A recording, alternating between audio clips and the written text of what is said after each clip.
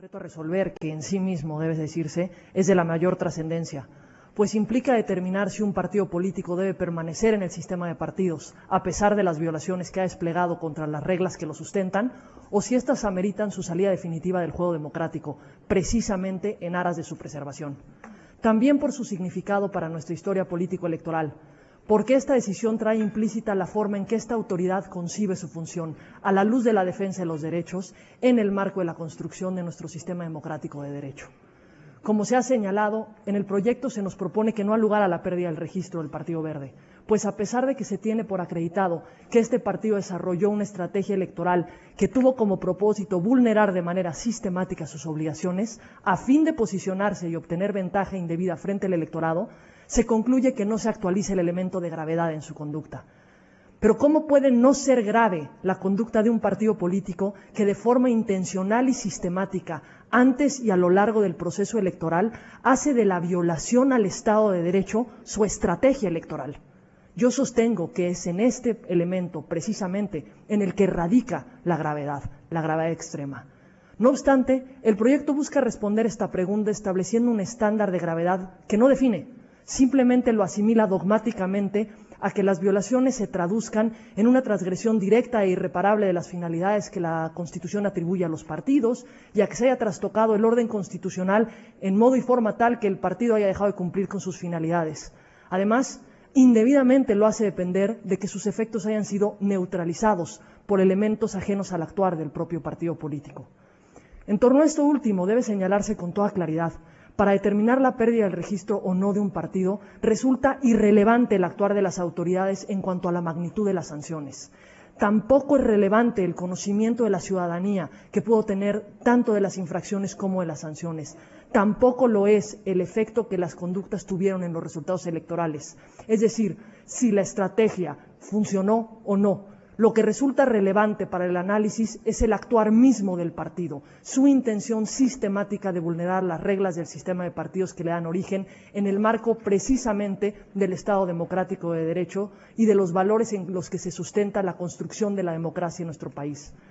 Tal como lo propone el proyecto, coincido en la trascendencia de la causal de pérdida de registro, que se trata de una excepción al sistema de partidos y que, siguiendo los parámetros establecidos por el Tribunal Europeo de Derechos Humanos, para su actualización se debe acreditar no solo la existencia de una hipótesis legal, sino la legitimidad del fin perseguido con la disolución del partido y el carácter necesario de la misma en una sociedad democrática, a fin de evitar que se convierta en un mecanismo para materializar la exclusión de ofertas u opciones políticas que pueden resultar incómodas o ideológicamente contrarias a la mayoría o a quien está en el poder.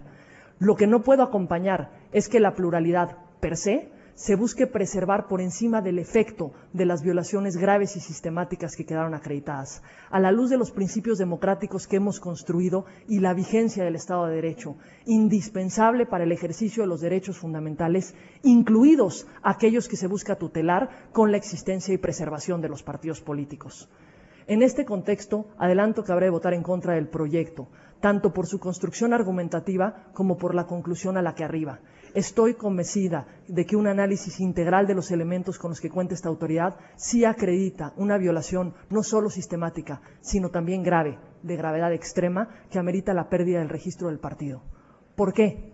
¿En qué consistió la conducta del Partido Verde que amerita una consecuencia de esta magnitud?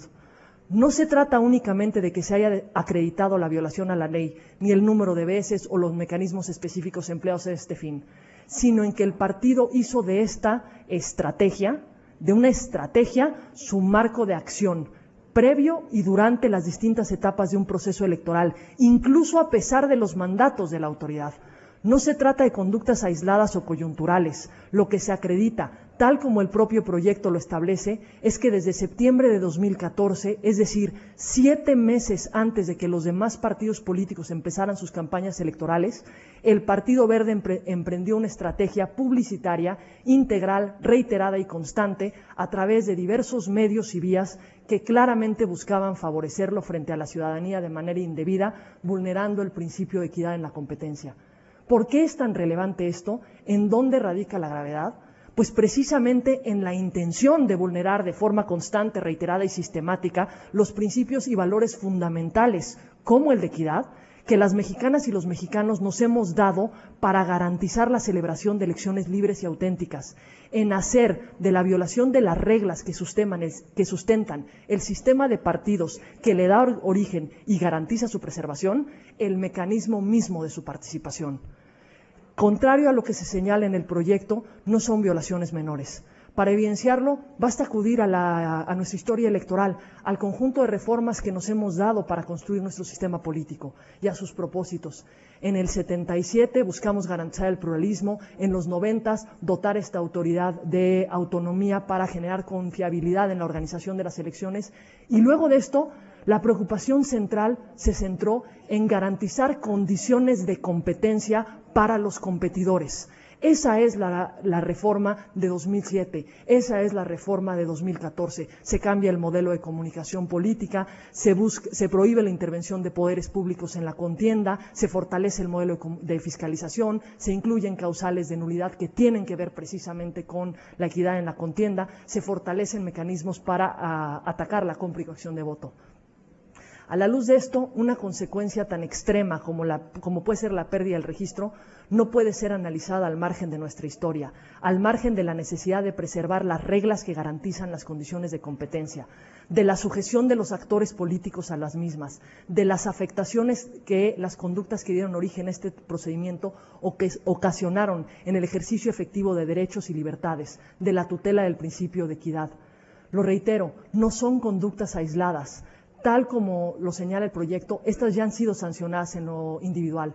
Lo que hoy debemos resolver es si resulta permisible para un partido participar en la competencia a partir de una estrategia intencional de vulnerar las reglas del juego democrático de forma grave y sistemática, precisamente para posicionarse ante la ciudadanía y cumplir al margen de la ley y violando el principio de equidad con las finalidades que la Constitución y la ley le otorgan. Si vamos a tolerar, si vamos a naturalizar una estrategia de violación de normas en detrimento de la vigencia del Estado de Derecho con las consecuentes afectaciones.